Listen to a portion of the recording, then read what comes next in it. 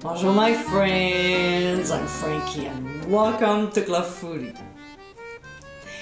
This week is all about Mother's Day coming up in a few days. To celebrate the event, you want to make something nice, a dish that she loves. My mother has a long list of favorites like coq au vin, veal piccata, lobster thermidor, ground roast of pork, and many more, including this delectable French dish. In today's episode, I'll show you how to make my Blanquette de Veau. This recipe is simply incredible. Although it takes a little bit of time to make, I'm telling you, it is so worth it. Served over rice or noodles, this is an elegant dish to serve for any special occasion. So my friends, let's get cooking. First, we'll start by making a bouquet garni. So to a cheesecloth, we'll add parsley with the stems, which have so much flavor. Then we'll add a couple sprigs of thyme, followed by a bay leaf, a few cloves of garlic cut in half, and some old peppercorns. We'll gather the corners, tie up the cheesecloth with kitchen twine, and set aside. Another thing we'll do is we'll take a large white onion and stud it with cloves. This will give a nice flavor to the blanquette. Alright, so in a large pot, we'll add the veal cubes and cover the meat with cold water, about 4 cups. We'll turn the heat on high and bring it to a boil. As soon as it starts boiling, we'll set the timer for 3 minutes. Now, you wonder why we didn't bring the water to a boil and then add the meat. If we would have done it that way, the meat would have seized and been tough. Therefore, by adding cold water to the meat and slowly bring to a boil, the meat will remain tender. Alright, so while it's boiling, we'll skim off any foam on top.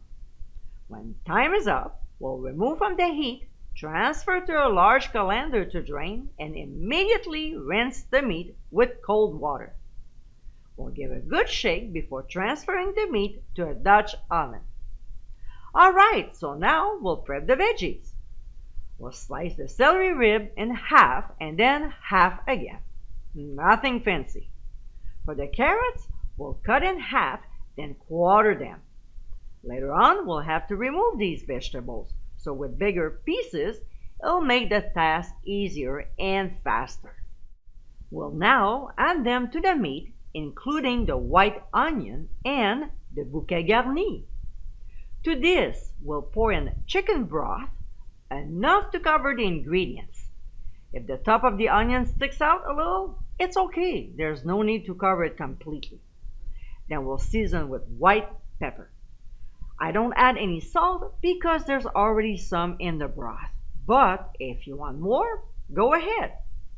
We'll set the heat to high and bring it to a boil before reducing the heat to medium-low and let it simmer for 1.5 hours.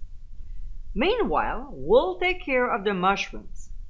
In a medium saucepan over medium heat, we'll add butter, some bacon fat, and freshly squeezed lemon juice. When it starts simmering, we'll add white wine, followed by sliced mushrooms. We'll stir the ingredients, making sure the mushrooms are well coated. Then cover and simmer for 5 minutes. When it's done, using a slaughter spoon, we'll transfer the mushrooms to a bowl. Whatever liquid left from the saucepan, we'll add it to the Dutch oven, which will give another layer of flavor to the dish. Alright, so now let's look after the pearl onions. So we'll put them in boiling water with their skins on, because I'm showing you how to peel them the easiest way. So we'll set the timer for 3 minutes, and when time is up, we'll remove from the heat and drain them in a colander. To stop the cooking, we'll rinse them thoroughly under cold water. If you want, you can always transfer them to an ice bath. We'll let them sit to drain furthermore. Next, using a paring knife, we'll cut off both ends and peel off the skin. And whoop, where did it go? But no, seriously, it's that easy. The job of peeling them is no longer tedious just by simply doing the blanching. See, here's another one. So in less than 5 minutes, they're all done. Okay, now let's cook them. In a small saucepan over medium heat, we'll add butter and some granulated sugar. We'll give a quick stir until blended before adding the pearl onions. We'll pour in some cold water, enough to cover them, and then a small pinch of ground sea salt. We'll stir once again. When it starts simmering, we'll cover, reduce the heat to medium-low, and cook for 20 minutes, stirring occasionally. But before removing from the heat, we'll check if they're done by poking with the tip of a sharp knife. If it goes in easily, they're cooked.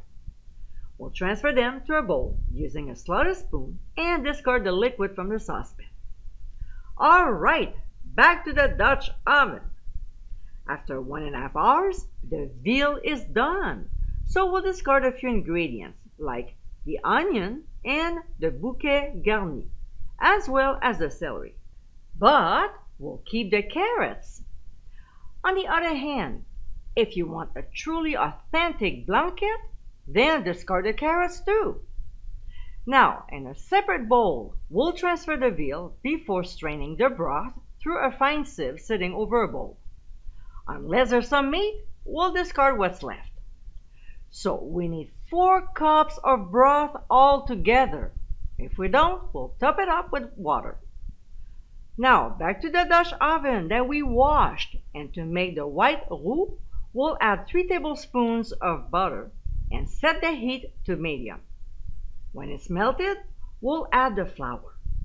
We'll whisk the ingredients constantly for 1.5 minutes, enough to remove the raw taste of the flour.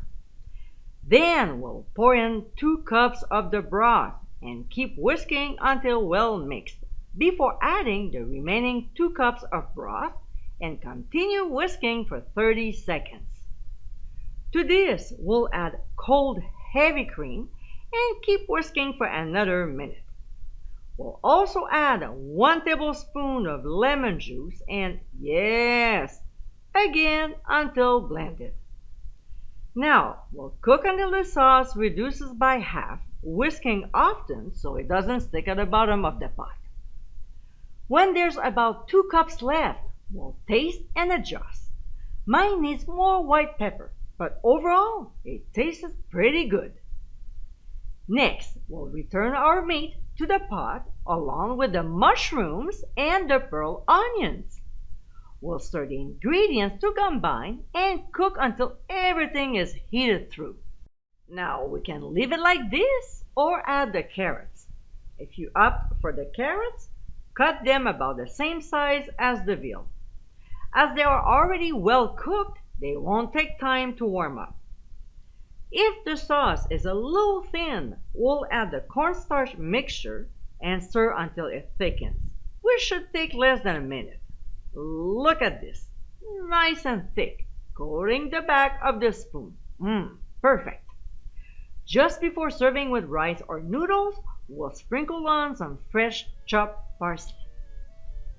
And my friends, this is our Blanquette de Veau. This is an incredible veal stew recipe. Yes, it does take time, but the results are amazing.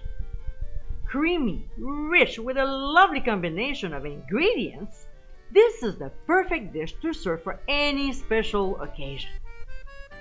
I hope you give it a try soon, and be sure to visit clubfoodie.com for ingredient amounts, directions, and more info.